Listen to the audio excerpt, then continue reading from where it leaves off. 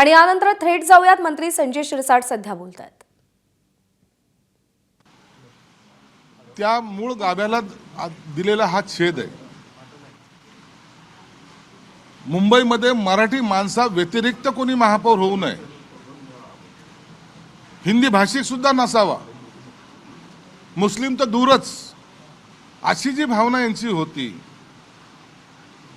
मग मराठीचे हक्क न्याय म्हणजे हक्कासाठी आम्ही लढतोय, मराठी माणसासाठी लढतोय असे म्हणणारे हे आता गेले कुठं?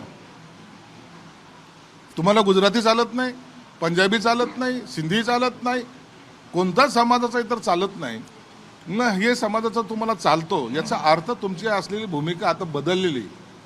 तुम्ही बोलतात ते करतात हे आता महाराष्ट्राने पाहिलेलं आहे। हिंदू वोटचं विभाजन झाल्यामुळं आता इतर वोट आपल्याकडे मिळावेत यासाठी उद्धव ठाकरेंनी केलेला हा प्रयत्न आहे। तुम्हाला 50 खोके अशा पद्धतीने हिनवलं जायचं, मात्र संदीप देशपांडे जे मनसेचे नेते आहेत त्यांनी असं म्हटलेलं आहे की तुम्ही अगोदर 50 खोक्यांचा जो आरोप करतायत त्याचा पुरावा द्या, मग मी 1 कोटी जो खोक्यांचा पुरावा देईल।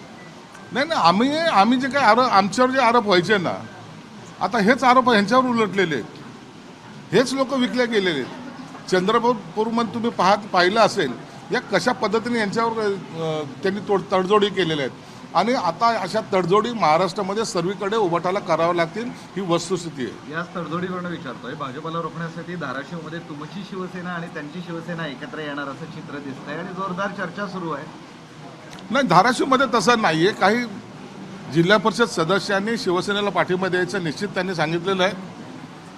कोणी पाठिंबा देत असेल तर पाठिंबा घेऊ नये असं काही आमच्याकडे करार झालेला नाही, परंतु याचा निर्णय माननीय एकनाथ शिंदे साहेब घेतील आणि आम्ही भाजपच्या विरोधात काहीतरी षडयंत्र करतोय असं समजण्याचं कोणतंही कारण नाही। पण हे समीकरण जर वापरलं तर छत्रपती संभाजीनगरमध्येही शक्य आहे। नाही, असं समीकरण सगळीकडे चालत नसतात आणि आम्ही एकदा सांगितलं, शिंदे साहेबांनी सांगितलंय, देवेंद्र फडणवीस साहेबांनी सांगितलं की आम्ही महायुतीमध्ये आहोत आणि महायुतीच्या पद्धतीनेच आमचा कारभार चालू राहील, म्हणून सगळीकडे महायुतीचेच जिल्हाध्यक्ष हे जिल्हा परिषदेवर राहतील।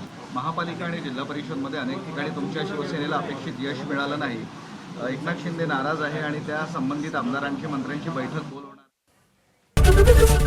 एबीपी माझा, उघडा डोळे बघा नीट।